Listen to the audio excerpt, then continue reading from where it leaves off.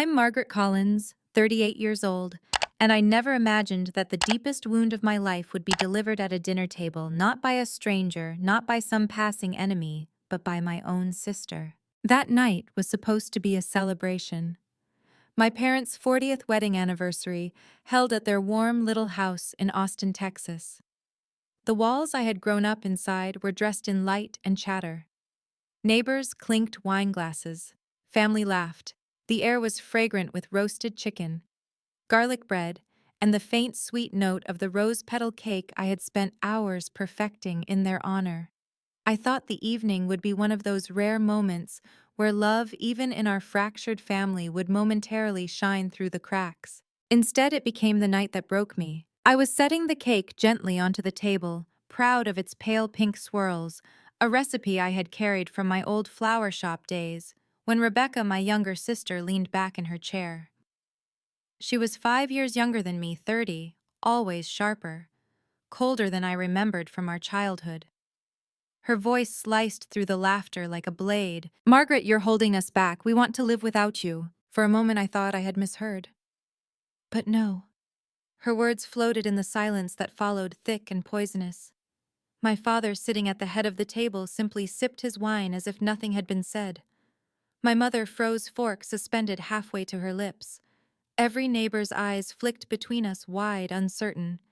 And me, I stood there with the cake knife trembling in my hand, my face burning, my heart pounding so loud I swore everyone could hear it. No one spoke up. Not Dad, not Mom, not even a nervous laugh to diffuse the tension. Their silence was worse than her words. It was consent. I forced myself to smile, a fragile mask I've perfected over the years, and lifted my glass of wine. I took a slow sip, letting the bitterness match the sting in my chest. Then I set the glass down and walked away. My legs felt made of stone, but my steps were deliberate. They didn't deserve my tears. In the quiet of my old childhood bedroom, I packed one suitcase. A few clothes, my laptop, some photographs I couldn't leave behind. That was it. Within half an hour, I slipped out the back door into the cool Texas night. Nobody stopped me. Nobody followed. The laughter from the dining room had already resumed. I drove 10 miles to a cheap motel, neon buzzing above the parking lot, and collapsed onto a scratchy bed. My phone stayed silent. Not one call, not one text. As the air conditioner hummed, I realized that in a single evening my family had cast me out, and worse, they had done it willingly. But here's the thing about being told you are a burden: it forces you to look at everything you've carried. I stared at the ceiling, replaying the last 5 years of my life. The years after I sold Petals and Stems, my little flower shop downtown, to pay off my parents' debts. $150,000 gone in a moment of loyalty. I told myself it was temporary. I would help them clear the mortgage, repair the leaking roof, cover Mom's medical bills. Then I'd move on, rebuild. Instead, temporary stretched into half a decade. 5 years of paying every bill that landed on that doorstep. Electricity, water, internet, property taxes. Nearly $2,000 a month flowing out of my account, keeping their world intact. Meanwhile, I took a low-paying job at a nursery, arranging potted plants and bouquets for half of what I used to earn. I lived in the same bedroom I'd once decorated with posters as a teenager. Dad would nod in thanks now and then. Mom would hug me absent-mindedly. But Rebecca's gratitude curdled into disdain. She treated me like an intruder, as if the house I was saving belonged solely to her. The same sister who once trailed behind me in pigtails, calling me cool, begging to help with flower arrangements, giggling under the stars, that girl was gone. In her place stood a woman who rolled her eyes when I entered a room, who snapped at me for leaving a mug in the sink, who muttered that I didn't even belong there. Her words cut, but I brushed them off. I told myself she was stressed. She worked at a boutique that barely paid, chasing freelance gigs online. I thought maybe she just felt insecure. But the comments piled up, and Mom and Dad stayed silent. That night at the anniversary dinner was only the final blow. I should have seen it coming, but hope blinds you. Hope convinces you that love will outweigh cruelty, that silence doesn't equal betrayal. I was wrong. As I lay in that motel bed, I realized something frightening.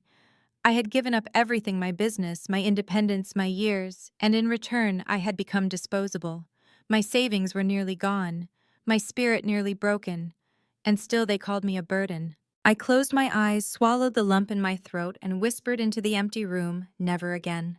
They wanted to live without me, then they would. I woke up in that motel room with the hum of the air conditioner rattling in my ears, the kind of mechanical sound that makes silence feel even heavier.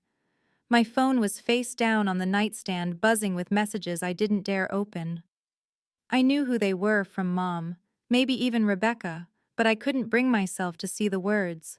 What could they possibly say that would erase the venom of last night? Instead, I lay there staring at the ceiling, tracing invisible cracks in the plaster with my eyes, and thinking about how my life had unraveled into this.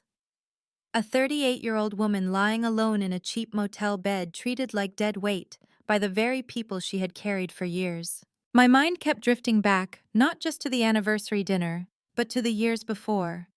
5 years ago, I was proud. I had built petals and stems with my own 2 hands. The shop wasn't much, a narrow little storefront tucked between a bakery and a hardware store downtown, but it smelled of roses and lilies and hope. I can still remember brides coming in with nervous smiles, their hands twisting nervously until they touched the flowers and suddenly glowed. I used to stay up past midnight arranging bouquets, my fingers pricked raw by thorns, but it never felt like work. It felt like purpose. Then came the call from Dad.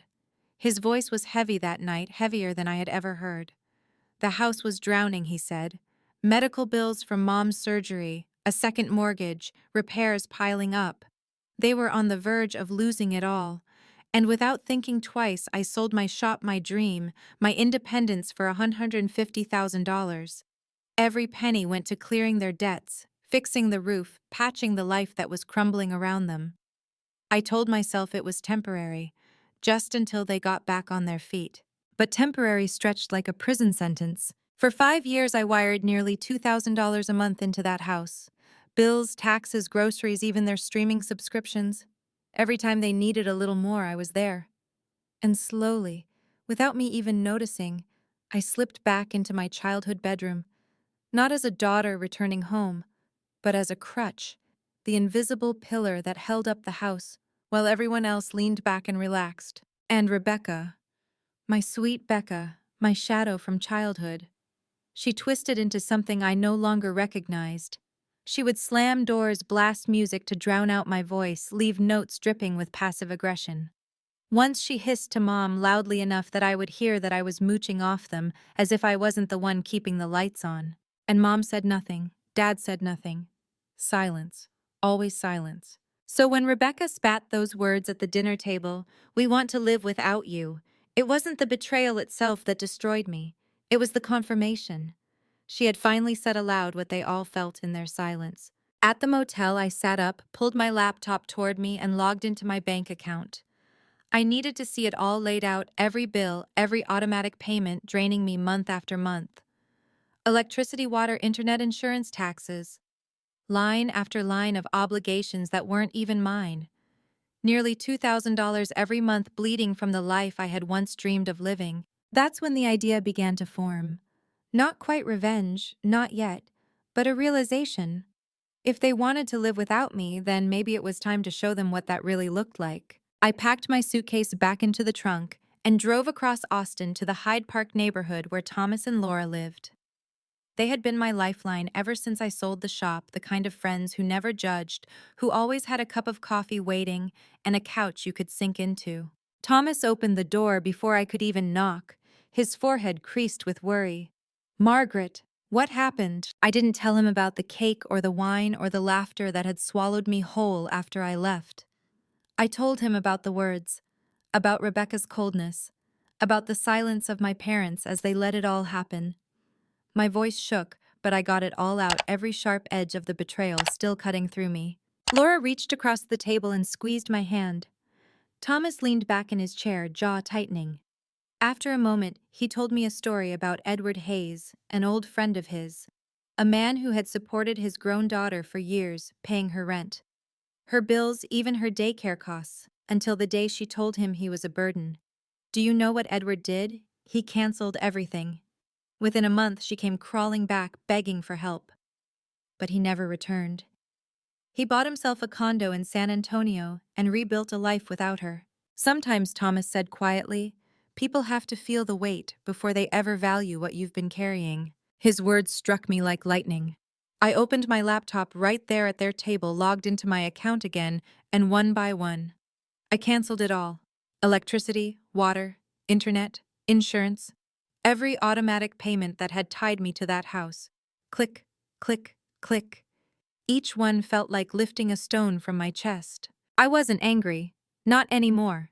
I was clear. They wanted to live without me. Fine, let them. My phone buzzed again. I didn't answer. Not yet. I knew the storm was coming, and for the first time in years I felt ready to face it. I was at Thomas and Laura's kitchen table sipping coffee when my phone lit up with Rebecca's name. For a moment, I almost didn't answer, but something in me wanted to hear it, the first tremor in the foundation they had built on my back. "Margaret, what did you do?" she demanded, her voice sharp, tinged with panic. "The internet's out. I can't submit my freelance jobs. Mom's freaking out because we got shut-off notices for electricity and water. Turn it back on. Now!" No apology, no humility, just orders like I was still the unpaid manager of her life. I steadied my tone. "You said you wanted to live without me. Well, this is what that looks like." She didn't even hesitate. "You're overreacting. Again, just flip it all back on and stop being dramatic." I could hear Mom in the background, her voice shaky, probably fussing about the fridge losing power. My chest burned, but my hands didn't shake. "It's not my job to keep your life running," I told her. "You're 30 years old. Figure it out." Silence. Then a bitter laugh. "You're so sensitive. No one wants you around. This is exactly why." And then she hung up. I set the phone down and stared at it. My heart raced, but not from fear, from clarity. For once I wasn't folding, I wasn't rushing to fix what they had broken. That afternoon Mom called. Her voice was softer, pleading. "Margaret, sweetheart, please. The house is falling apart. Rebecca can't work, your dad can't get mower jobs without Wi-Fi. Can't you just turn it all back on? We're family." Family. The word cut me. "Mom," I said quietly, "Rebecca said you'd all be better off without me. You didn't disagree, so I'm giving her exactly what she wanted." A pause, then a whisper. "She didn't mean it. You know how she gets. Please come home." I pictured her in that living room, wringing her hands the way she always did when anxious. For a moment, guilt rose in me like a tide. But then I remembered every dinner I'd eaten alone in that house, every insult Rebecca threw while Mom and Dad sat silent. "I'm not coming back," I said, my voice steady. "Not until Rebecca takes responsibility for what she said. And you too, Mom. You and Dad sat there. You let it happen." Her breath caught, but I didn't let her reply. I hung up. My hands were firm, though my heart trembled. That night, Rebecca called again, angrier this time. "You think this is funny?" Diane from next door came over asking questions. "Everyone's noticing. You're embarrassing us." I almost laughed. After everything, that was what mattered. The neighbors' gossip. "You embarrassed yourself," I said calmly. "You wanted me gone. Now I'm gone. Handle your own bills." She exploded, accusations, curses, the usual venom about how I'd always been jealous. I didn't bother listening. I hung up and blocked her number. The next morning, a voicemail from Mom. "Margaret, we can't keep up without you. Rebecca's trying to borrow money from Diane. Please, just talk to us." I didn't reply. Not yet. I wasn't ready for more excuses. 2 weeks later, the whispers had spread across the neighborhood. Diane sent me a text. "Everything okay with your folks? Heard some stuff." I didn't respond, but I knew what she meant. The Collins family had become gossip fodder. I drove past the old house one afternoon, not to visit, but to pick up a package at the post office. Their lawn was overgrown, the mailbox spilling with envelopes, the kind of visible decay neighbors love to whisper about. Robert and Ellen Parker stood on their porch staring at the house with tight-lipped pity. Diane was out front watering her roses, her eyes flicking toward the windows like a hawk. And then the news: Rebecca had lost a major freelance contract.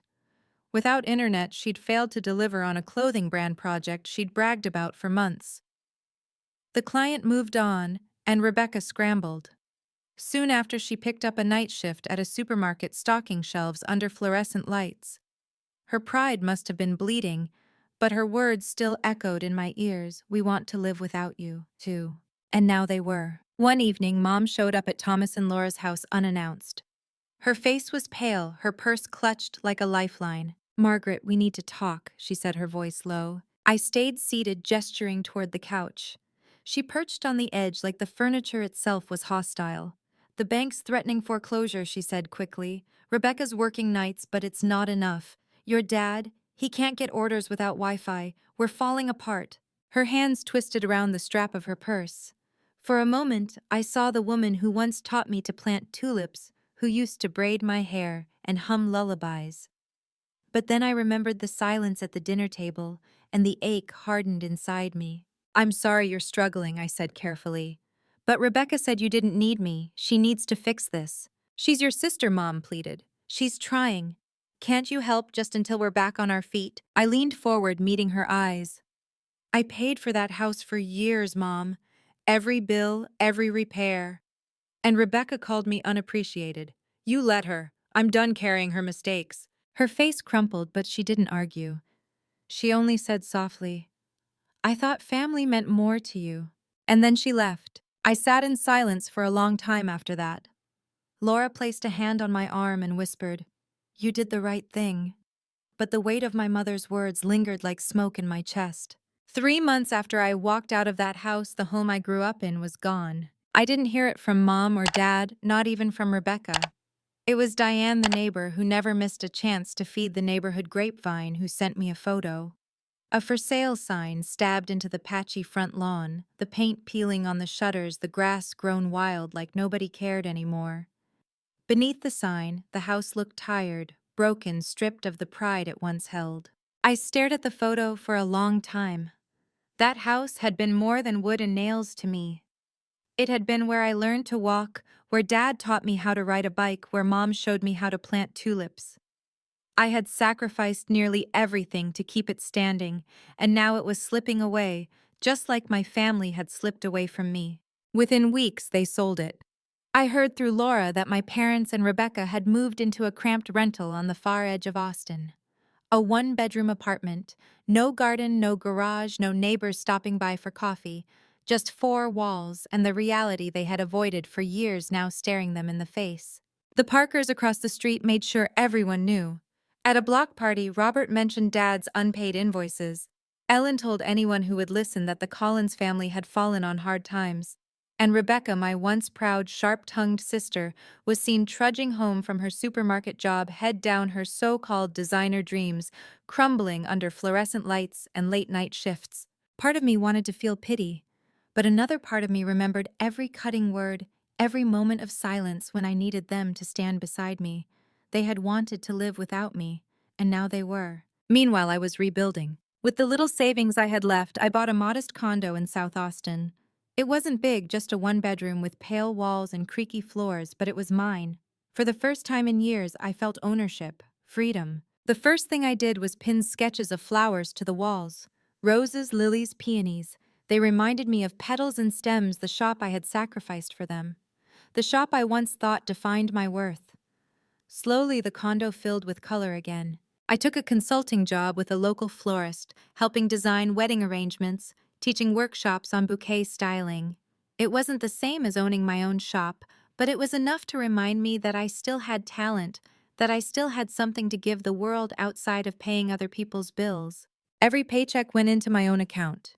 My rent, my food, my life, and for the first time in years I slept without the weight of their needs pressing into my chest. Then one morning, a letter arrived.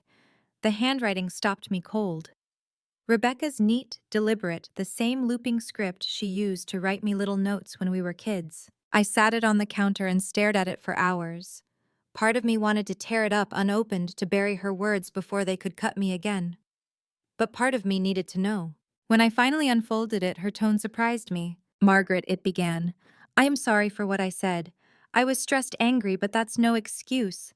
I didn't realize how much you did for us. I hope we can talk." And no mention of Dad, no mention of Mom, no promises to change. Just a quiet plea, far too late. I folded the letter neatly and tucked it into a drawer beside old photographs I hadn't looked at in months. I didn't write back. Rebecca had asked for a life without me, and I was giving it to her not out of spite, but because I had finally learned to value myself enough to stop being invisible. Dad's silence, Mom's pleading, Rebecca's cruelty. Together they had shown me who they were, and I had finally shown myself who I could be without them. Thomas and Laura still checked in, bringing takeout and inviting me to garden parties.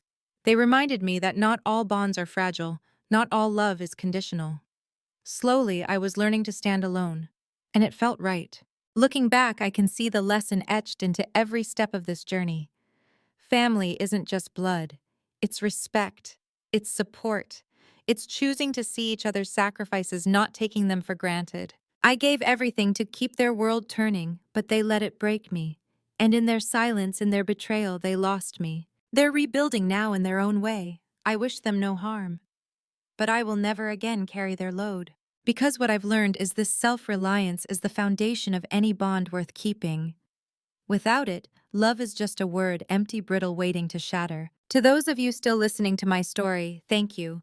If you've ever felt unseen, if you've ever carried someone else's weight only to be cast aside, know this: you are not alone, and you deserve to be valued. If my story resonated with you, please like this video, share it with someone who needs to hear it, and subscribe to join this community. And in the comments, tell me your story. How did you find your strength? Because together we can turn our pain into power.